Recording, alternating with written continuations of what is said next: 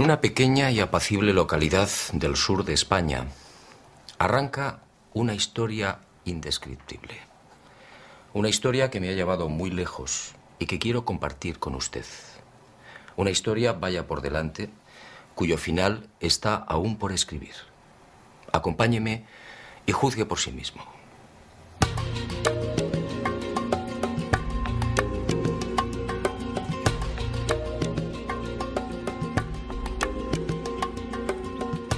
Todo empezó una luminosa mañana de julio. Dionisio Ávila es un hombre sencillo, muy querido y respetado por sus paisanos. No sabe leer ni escribir. Su vida ha sido igualmente elemental: el campo, la familia y los amigos.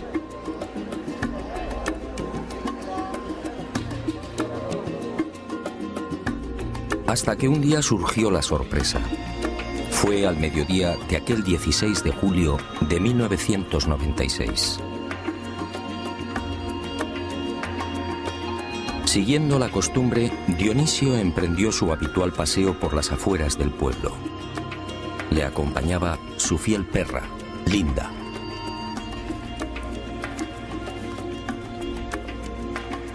Ocurrió al llegar a lo alto de la loma de los Barrero, a poco más de medio kilómetro de Los Villares.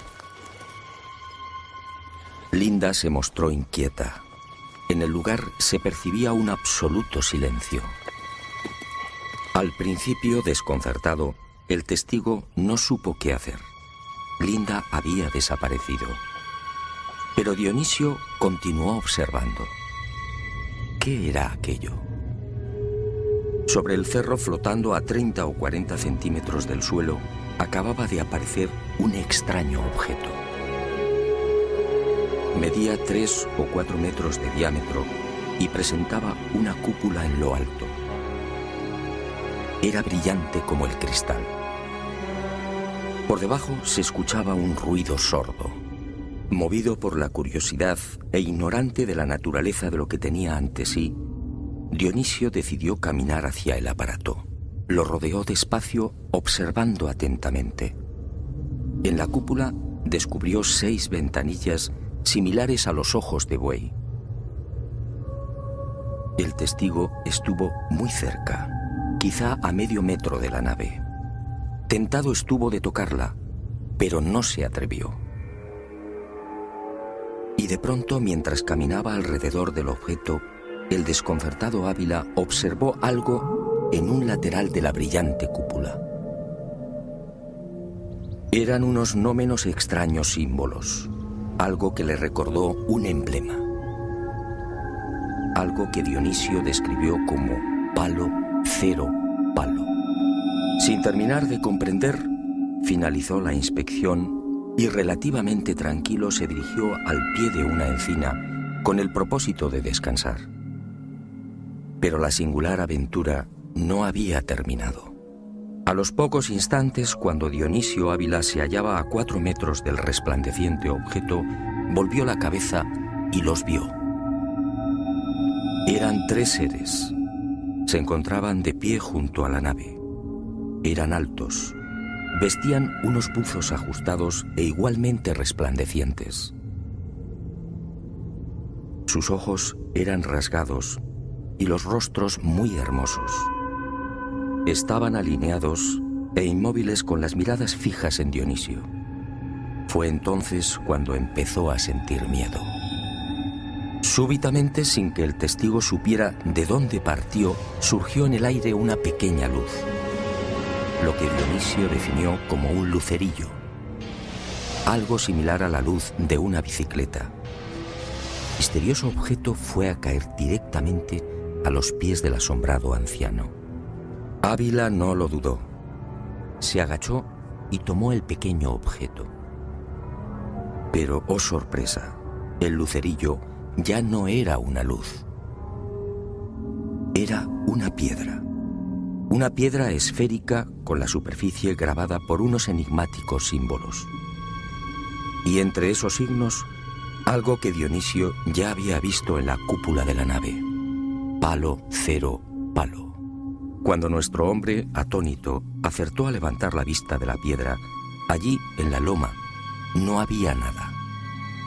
Seres y naves se habían esfumado, y presa de un pánico incontenible, terminó huyendo, refugiándose en su casa.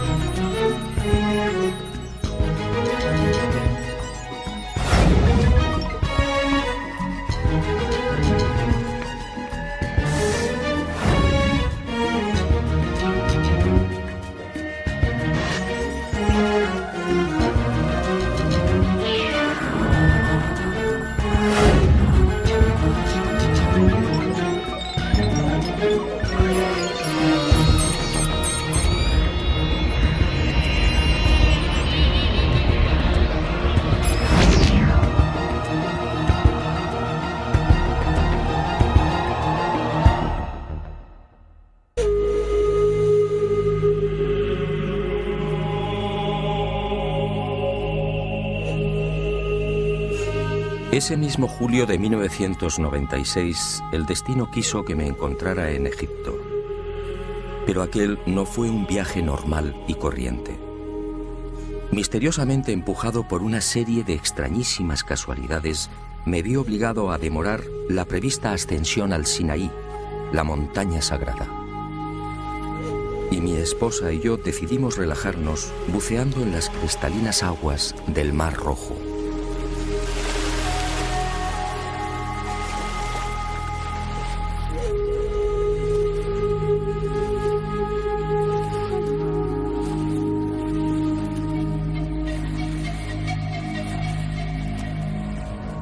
Todo transcurría con normalidad.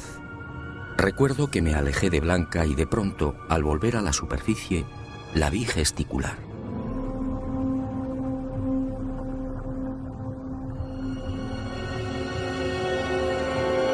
Al llegar a su altura, el corazón me dio un vuelco.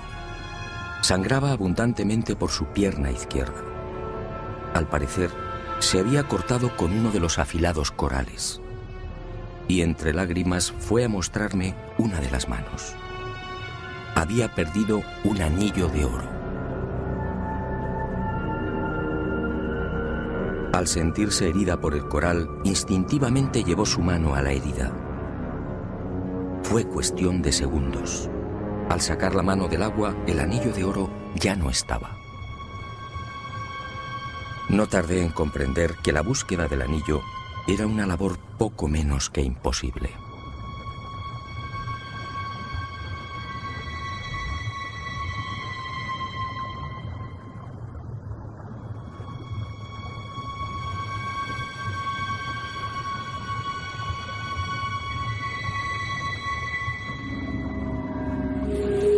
Y de pronto, sin saber cómo ni de dónde, se presentó ante nosotros un individuo joven. Me pareció egipcio, pero no podría asegurarlo. Y en inglés, con evidentes prisas, apremió a mi mujer para que saliera del agua. Es más, sin interesarse por la abundante sangre que emanaba de la pierna, la tomó por la muñeca, arrastrándola hacia la orilla. A mí, sencillamente, me ignoró. Todo su afán era sacar a Blanca de la mar. ¿Pero por qué? ¿Quién era aquel extraño personaje?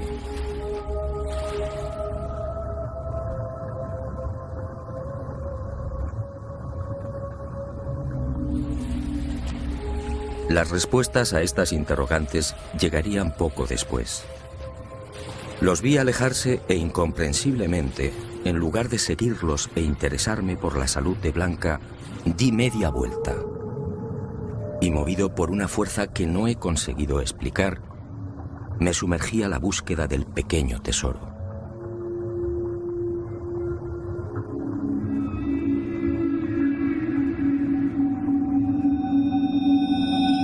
Buceé en círculo, Descendí una y otra vez explorando las agujas de coral y los paños arenosos. Pero tal y como imaginaba, el anillo no apareció.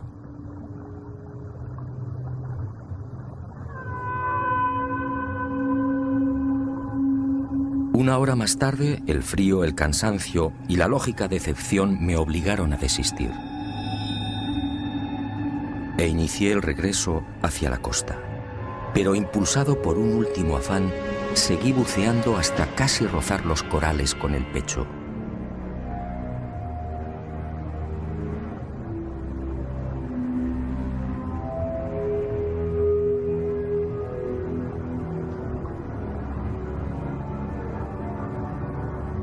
Y en el último instante, cuando estaba a punto de ponerme en pie, un destello me mantuvo en el agua. Me sujeté a los corales y fijé la vista en el reducido fondo arenoso que tenía ante mí. ¿Qué era aquello? Se hallaba casi enterrado, pero brillaba con gran fuerza. Increíble. Buscaba un anillo de oro y acababa de encontrar uno de plata.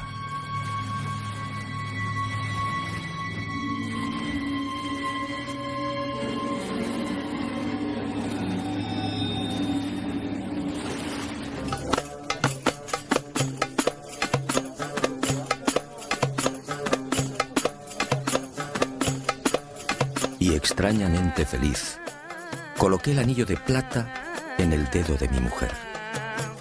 Curioso, encajó perfectamente. En cuanto al extraño personaje que arrastró a mi esposa hasta la orilla, nadie supo darnos razón. La búsqueda por Sar el Sheikh fue infructuosa. Ni Blanca ni yo pudimos entender su enigmático comportamiento, a no ser, claro está, que tuviera mucho que ver con el hallazgo del no menos misterioso anillo de plata.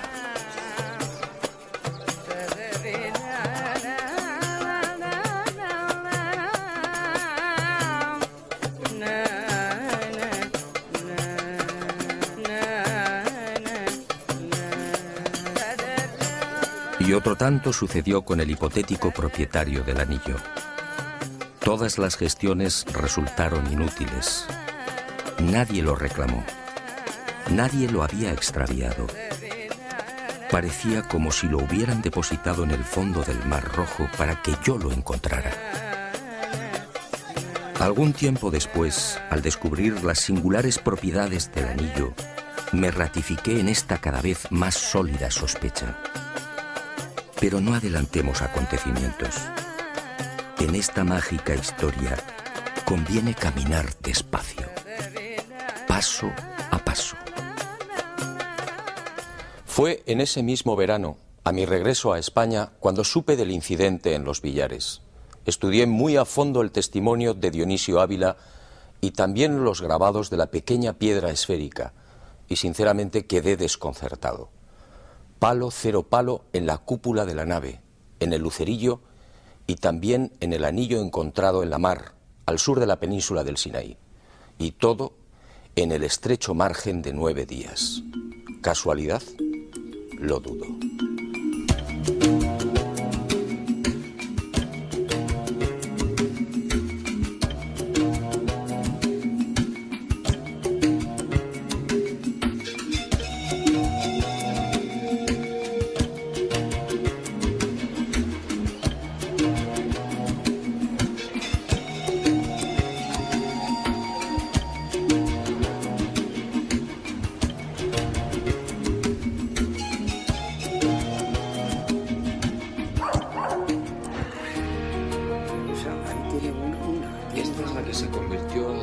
Como usted puede imaginar, desde que tuve conocimiento de este singular y fascinante encuentro, he interrogado a Dionisio en numerosas oportunidades y creo en la autenticidad de su experiencia. Pues bien, cada vez que lo he visitado, además de rogarle que relatara una vez más su desconcertante aventura, le he pedido que volviera a dibujar los símbolos que descubrió en la nave. Hoy, abusando de su amabilidad, vuelvo a rogarle que dibuje de nuevo lo que él consideró un emblema. Muy bien. Eso si la recuerdo, cuando tú la veas. Yo creo que era. Y la ventanilla tenía un cerco. ¿Te me entiendes? Sí, ¿A qué clase de misterio me enfrentaba? ¿Se trataba de un mensaje? Pero la extraña historia no termina aquí.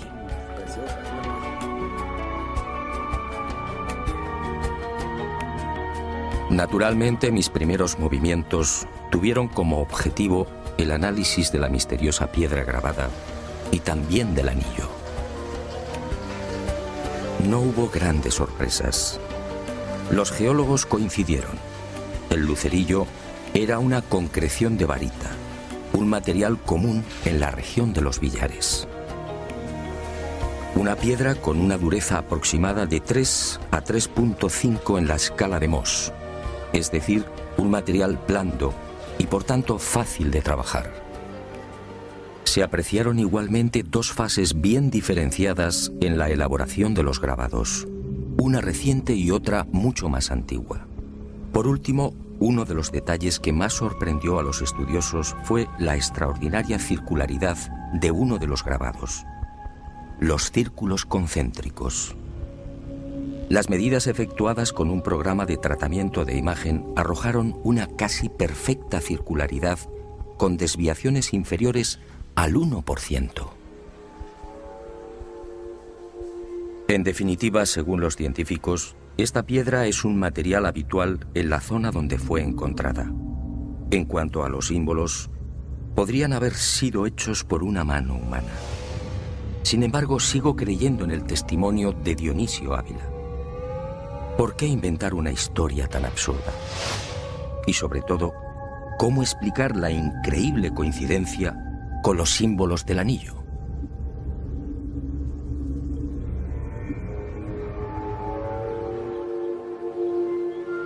Y como si de un mágico plan se tratase, con el transcurrir de los días fueron surgiendo nuevas y sorprendentes casualidades. ¿O no debería llamarlas así? Una de ellas tuvo como protagonista principal a Francisco Sánchez Viera, experto en termovisión.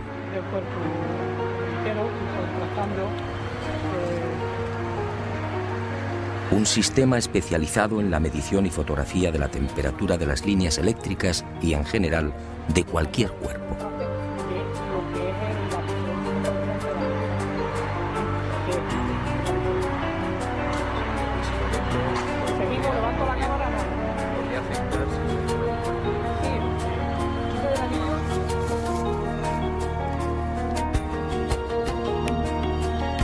No podía ser. Al enfocar el anillo de plata con la cámara de termovisión, quedamos perplejos. Mientras los dedos de mi mano presentaban las temperaturas lógicas, 28, 35 o 36 grados Celsius, según las zonas, el anillo ofrecía unas lecturas muy diferentes. A juicio de los expertos, imposibles. Algunas de las secciones del anillo se encontraban a 7 grados, otras a 10, algunas incluso a 5 grados Celsius. Imposible. Ningún anillo colocado en un dedo podría descender a temperaturas tan bajas. Y mucho menos cuando la temperatura ambiente en esos momentos era de 18 grados. Pero lo más increíble es que a pesar de las lecturas tan bajas, el anillo al tacto se presentaba caliente. ¿Qué clase de anillo había encontrado en el Mar Rojo? Tratando de racionalizar el aparentemente absurdo comportamiento del anillo, lo sometí a nuevas pruebas y exploraciones. Más sorpresas. Al retirarlo del dedo, los termogramas arrojaron un espectáculo desconcertante. El anillo aparecía rodeado de una especie de halo blanco, una luz que no es visible a simple vista. ¿De dónde procedía esa energía? ¿Me encontraba ante algún tipo de tecnología no humana?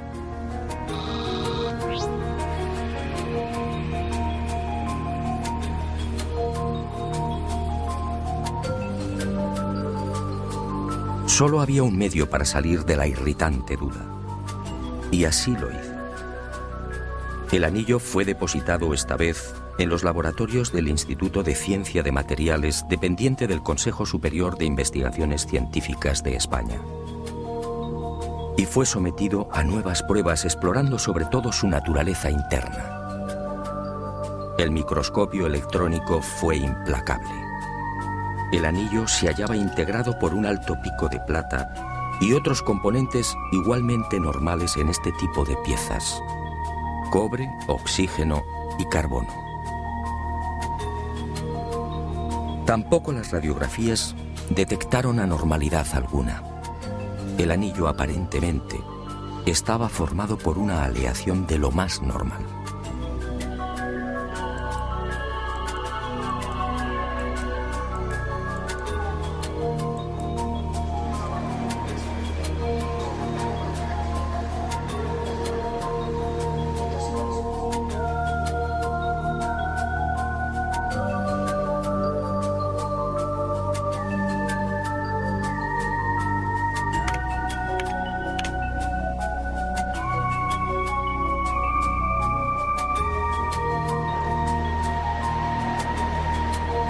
Pero las sorpresas no terminaron ahí.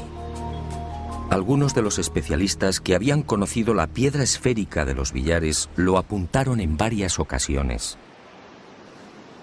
Aquellos símbolos guardaban gran semejanza con el alfabeto bereber, una lengua casi desconocida y que todavía se habla en el Sáhara.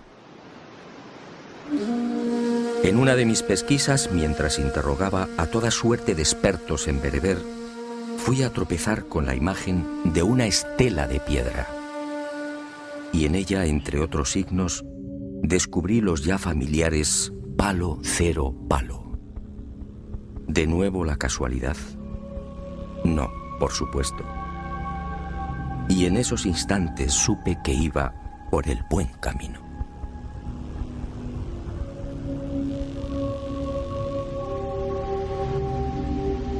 Y llegó la segunda y no menos impactante causalidad.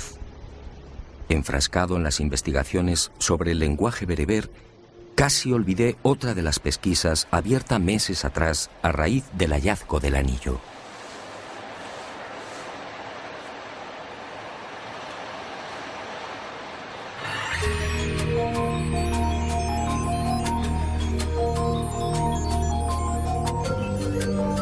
Desde el primer momento, cuantos llegaron a contemplar dicho anillo se mostraron de acuerdo.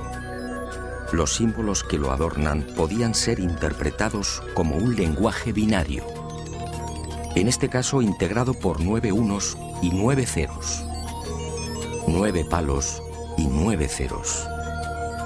Y durante meses expertos en computación se afanaron por desentrañar aquel enésimo enigma. Los esfuerzos fueron inútiles. De la secuencia en cuestión solo se obtenían largas series de números sin orden ni sentido. Hasta que uno de estos especialistas, oficial de la Armada Española, tuvo una genial intuición. Una de aquellas endiabladas secuencias numéricas podía reducirse a unas coordenadas geográficas.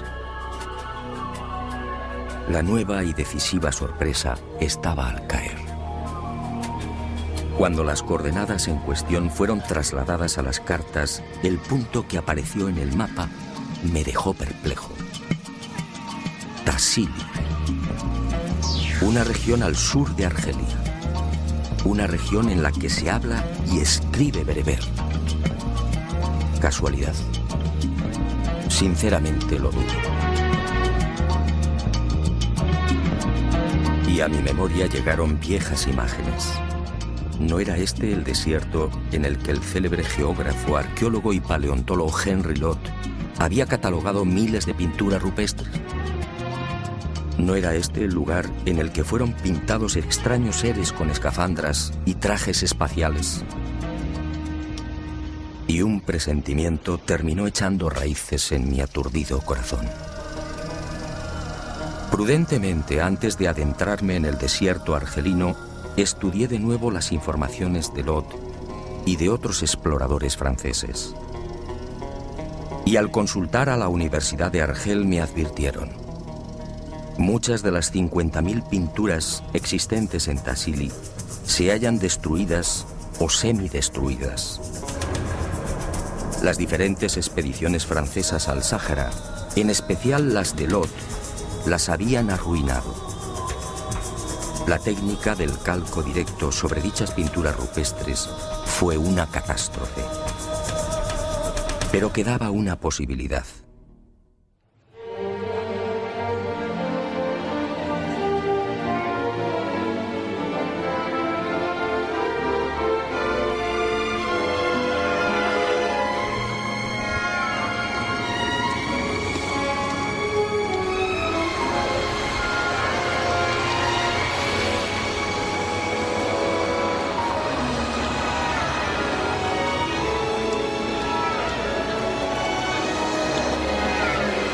Y uno de mis informantes en Argel señaló el Museo del Hombre en París. Allí en los sótanos, casi en secreto, se conservan las copias de muchas de las pinturas de Tassili, tal y como eran antes de ser pulverizadas por Lot y su gente. Y el destino, una vez más, fue benevolente con este viejo soñador. Por primera vez, unas cámaras de televisión lograban penetrar en los sótanos del Museo del Hombre, confirmando las sospechas de la Universidad de Argel. Más de 2.000 calcos, en efecto, permanecen en el olvido, amenazados por las ratas y la suciedad. Y Planeta Encantado los filmó en exclusiva. Aquello, sin embargo, no fue suficiente. Algo seguía empujándome hacia el corazón de Argelia. Tenía que pisar el Tassili.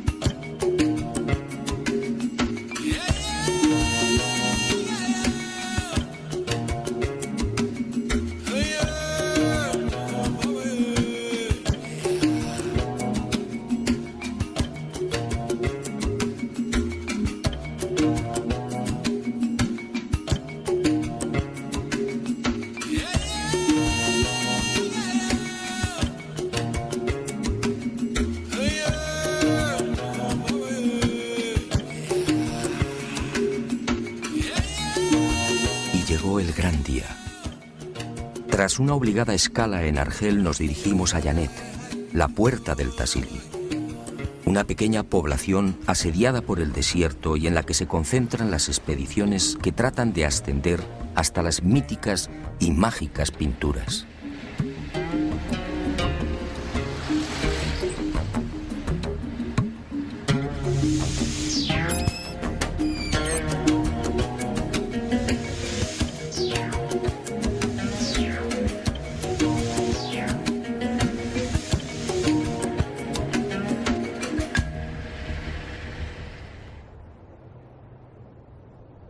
Obligado en el que se contratan guías, porteadores, provisiones, agua y caballerías. El Tassili no dispone de carreteras o pistas.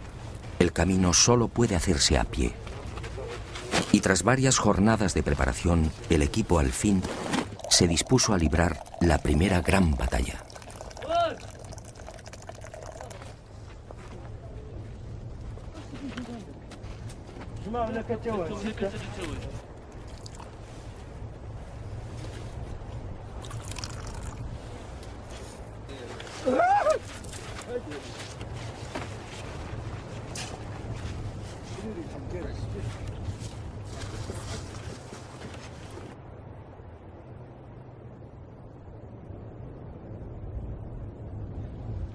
Nuestro objetivo se encontraba a 1.800 metros en la calcinada meseta de Yabaren, en pleno corazón del Tassili.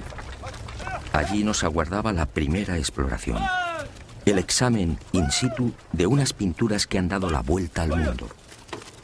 Entre los arqueólogos son conocidas como los cabezas redondas, unas misteriosas figuras datadas en 9.000 años aproximadamente.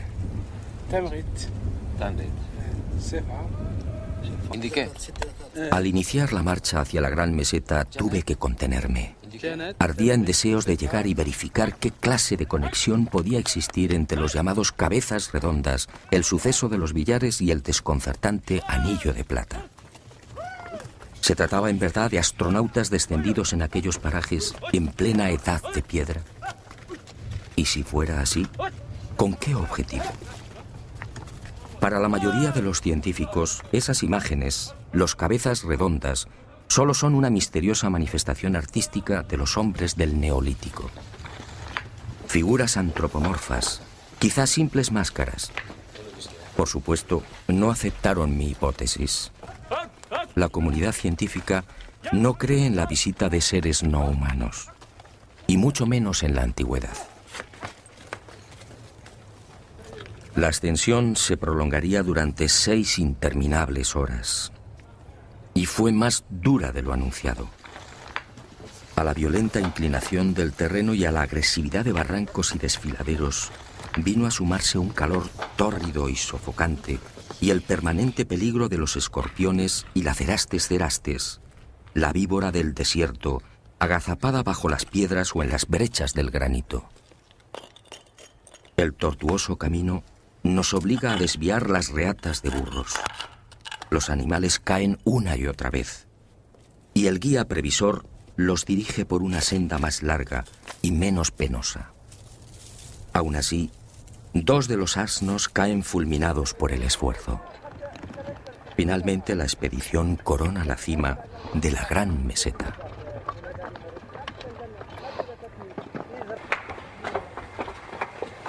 Tras unos minutos de obligado descanso, reanudamos la marcha por el solitario y abrasador desierto de piedra. Al frente marcha Barca Ayuf, el guía proporcionado por el Parque Nacional de Tassili y nieto de Yebrín, el tuareg que condujo a Henry Lot por estas mismas tierras. Toda una leyenda. Y conforme nos aproximamos a los abrigos rocosos, mi corazón se acelera.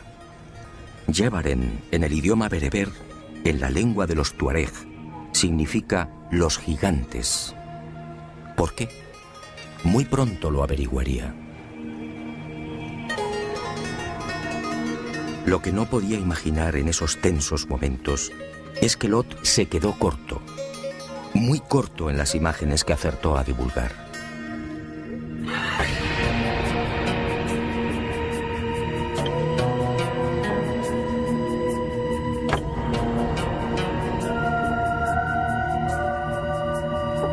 Los cabezas redondas, allí estaban.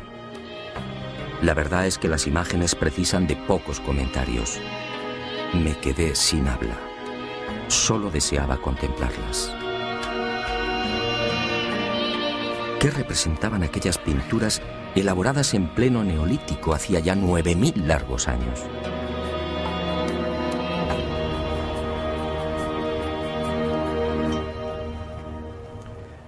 A partir de aquí, nuestra expedición al Sáhara se convertiría en una borrachera de imágenes. Es mucho lo que quiero mostrarle, pero antes permítame que me detenga en un detalle de especial importancia para comprender mejor lo que ocurrió en este lugar en la noche de los tiempos. Al examinar las escenas de caza y los animales, es fácil percatarse de algo realmente asombroso. Los artistas dibujaron siempre con una extraordinaria fidelidad. Los detalles son precisos, rigurosos. Las pinturas, en suma, son un fiel reflejo de lo que veían a su alrededor. Y si esto evidentemente es así, ¿qué podemos pensar de esas otras pinturas que la arqueología atribuye a la imaginación de los artistas? Si los hombres de la Edad de Piedra dibujaron individuos con cascos, antenas sobre la cabeza, trajes hinchados o enigmáticos buzos con botellas a la espalda, ¿no será que los pintaron así porque así lo vieron?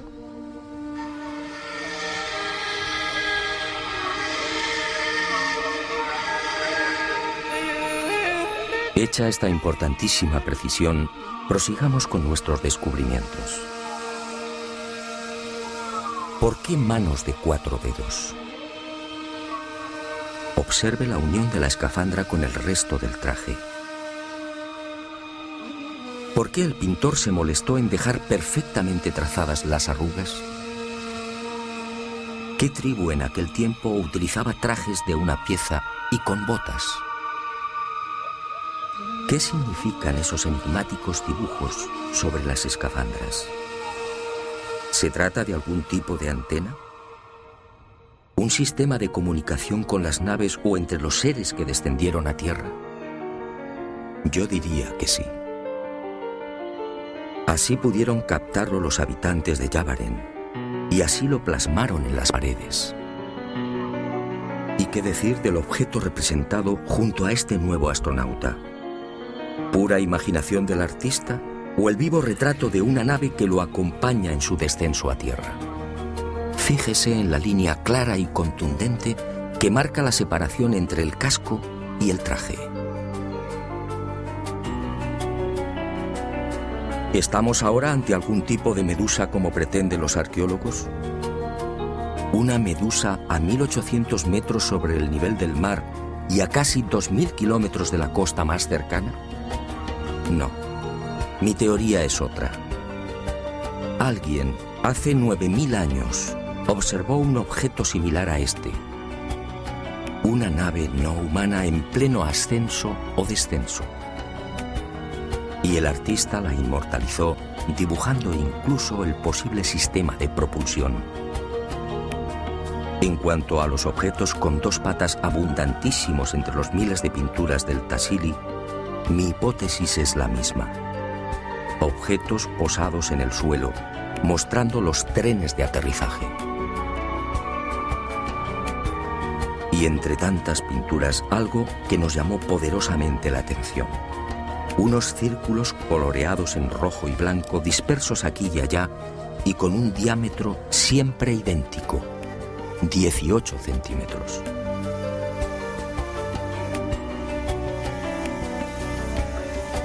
Naves no humanas en mitad de una escena de caza, naves en las que aparecen de nuevo los cabezas redondas. ¿A qué se debe el extraordinario parecido de estos cascos o escafandras con los que ya hemos observado? ¿Vigilaban de cerca las actividades del hombre neolítico? Y un detalle muy significativo. ¿Por qué el artista se recreó en uno de los extremos de la media luna, dibujando esos pequeños trazos? ¿Quiso dejar constancia de algún tipo de iluminación? Hoy lo sabemos, son miles los casos investigados en los que estos objetos no humanos se aproximan y parecen observar a los testigos.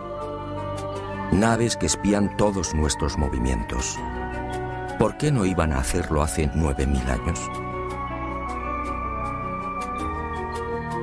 La expedición prosigue por el desolado y abrupto desierto. Cada jornada exige un nuevo esfuerzo, entre 10 y 15 kilómetros para alcanzar la siguiente estación pictórica. Y siempre a pie. A la meseta del Tassili no llegan los 4x4.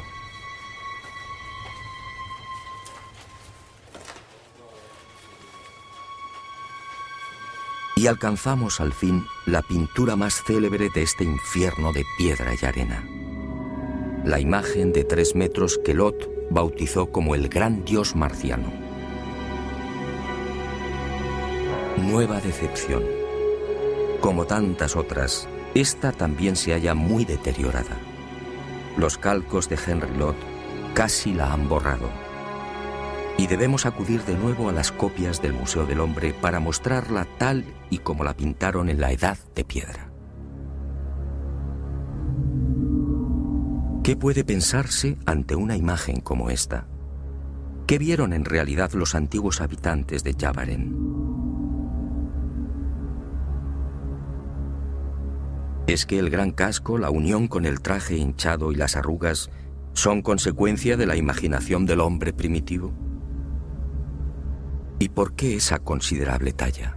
¿No es más lógico pensar que el autor de la pintura llegó a presenciar la realidad física de un ser enfundado en un traje espacial? Un ser quizá gigantesco que obviamente tuvo que impresionar y aterrorizar a los naturales del lugar. De ahí probablemente nace el nombre de Yavaren, los gigantes. Trajes hinchados, sí, muy parecidos a los de nuestros astronautas. Trajes provistos de cinturones, botas y con un perfecto cerramiento a la altura de las muñecas. Criaturas flotando en aparente estado de ingravidez. ¿Desde cuándo el hombre de la Edad de Piedra podía soñar con unas vestiduras semejantes y con movimientos de esta naturaleza? Otro gigante, el llamado Dios con orantes. Otra criatura de difícil comprensión, a no ser que admitamos que el artista pintó lo que en verdad tenía a la vista. ¿Un ser con 4 brazos y largas orejas o antenas?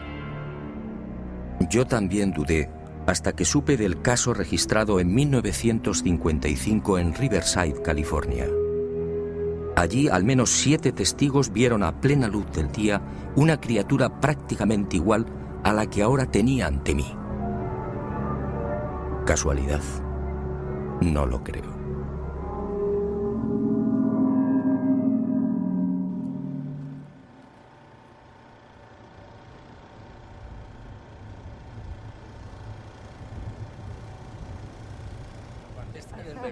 Eso se pone encima de la mesa y queda...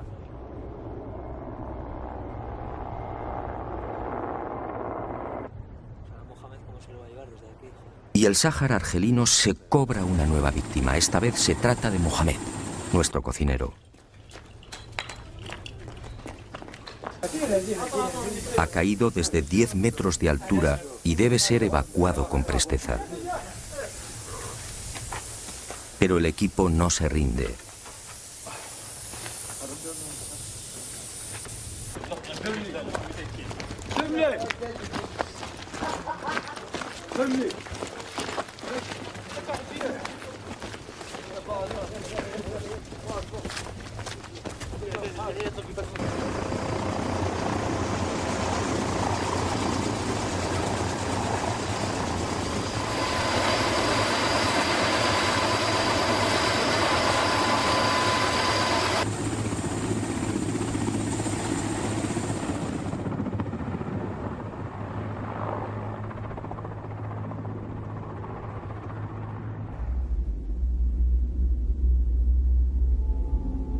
Las extrañas imágenes encontradas en Tassili no tendrían fin.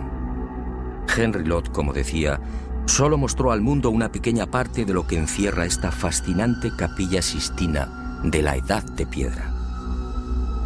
Seres monstruosos persiguiendo a humanos. Criaturas de inmensos ojos, similares a los tripulantes reportados en la actualidad. Buzos con botellas a la espalda, cinturones y botas altas.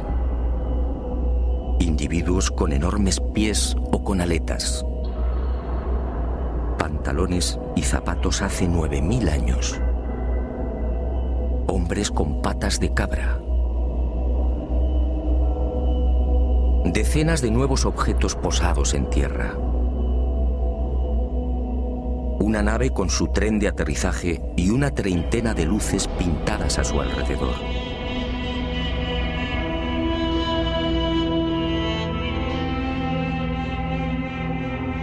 Y siguen los gigantes. ¿Se trata de un ser humano? Otra criatura de enorme cráneo se presenta fundida con la imagen de un objeto circular al que el pintor ha dotado de una serie de largos apéndices. Como en escenas anteriores, estos trazos solo pueden indicar luz o sensación de movimiento. Nuevos objetos con idénticos apéndices. En uno se aprecian los mismos dibujos que lucen las escafandras de los cabezas redondas. Y un capítulo igualmente desconcertante. Animales desconocidos.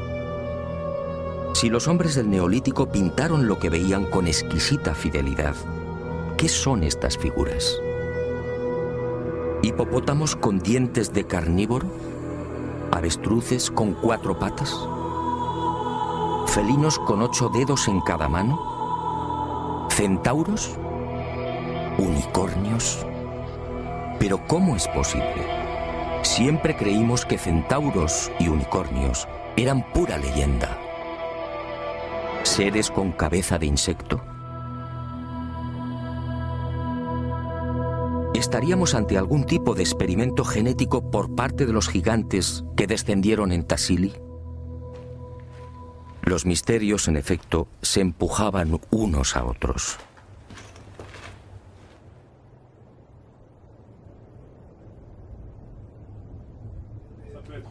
De la vida cotidiana, que parece que son más antiguas.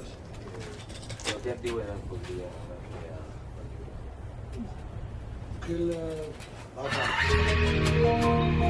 Pero sin duda una de las pinturas que más me impresionó fue la localizada en plena meseta de Yavaren. Y la he dejado para el final con toda intención. También la erosión y los desaprensivos han terminado arruinándola. Pero lo que queda de ella resulta muy significativo. No conocemos su antigüedad con exactitud, pero según las modernas técnicas basadas en espectrómetros de aceleración de masas, utilizadas en pinturas de la misma etapa, esta que usted contempla podría remontarse a 8.000 o 9.000 años. Quizá más. Para su mejor y más rápida comprensión, hemos elaborado unos dibujos gemelos a los que aparece en la roca. ¿Y qué vemos? Algo sencillamente asombroso y, por supuesto, imposible para la ciencia. Un ser con escafandra y ligado a un objeto circular por un tubo. Un objeto a su espalda perfectamente trazado con una doble línea y con no menos extrañas llamaradas o luces en su interior. Un ser que porta algo a la espalda. Algo similar a lo utilizado por nuestros astronautas. Un ser que parece arrastrar hacia sí o hacia la nave a un total de 4 mujeres desnudas. Una de ellas con un niño. 4 mujeres de claro perfil negroide. La pintura no precisa muchos comentarios. ¿Qué sucedió en este lugar hace 8.000 o 9.000 años? ¿Se mezclaron los gigantes con las hijas de los hombres? ¿Se llevaron a cabo experimentos genéticos? Como decía el maestro, quien tenga oídos, que oiga. Una mano mágica parecía habernos llevado hasta el corazón de Argelia. Las coordenadas marcadas por el anillo de plata habían acertado de pleno. Ahora estaba seguro. En aquel bello y abrasador desierto, en plena edad de piedra, unos seres no humanos descendieron y actuaron. ¿Se trataba de los mismos que fueron vistos en España y que arrojaron la piedra esférica a los pies del testigo? No me di por satisfecho. Aún quedaban algunos enigmas por despejar.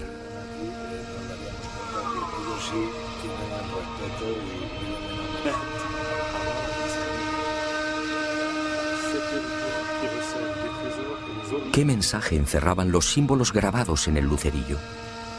¿Qué relación guardaban con el Sáhara? ¿Qué había detrás de aquella fascinante historia? La aventura, en efecto, apenas había comenzado.